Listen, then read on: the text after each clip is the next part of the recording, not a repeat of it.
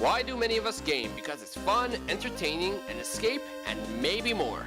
But with it being so fun, there are also a lot of gaming problems.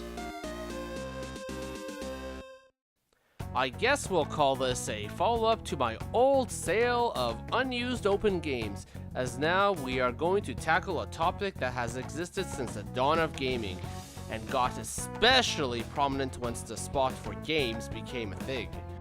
Yes, I'm talking about the selling of old games for a low value. Imagine this, you have a bunch of games you have beaten as of recent. These aren't even last generation games, but modern generation highly sought after games that still are on shelf for full price. This might include Smash Ultimate, Mario Odyssey, or even Resident Evil 2. You take these in because you want cash to buy a few more games, and you aren't expecting a full price on these as they've been cracked open and used but still in excellent condition. However, instead of getting even 50% of the retail price, you get a measly 10%. What?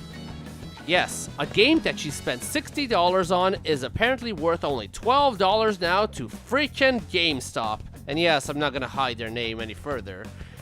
Yeah, this is no surprise to anyone considering the number of memes around this even nowadays, but the question is, why? Why are they ripping people off so badly? Some may say it's just business and that they need to make a profit, but many places in general give you anywhere between 30 to 70% of the market value for a used good.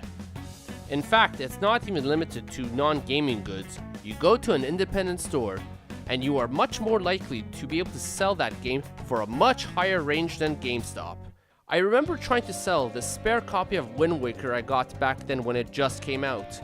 Considering conversion rates from Canadian to American here, and EB Games, known as the Canadian GameStop, wanted to buy this off me for only $10, when in fact it was worth $50. As such, I went to this nice little independent gaming store and they gave me $30 for it, more than half the value back. In fact, the argument that it's business isn't even a correct one. GameStop's model has proven not to work.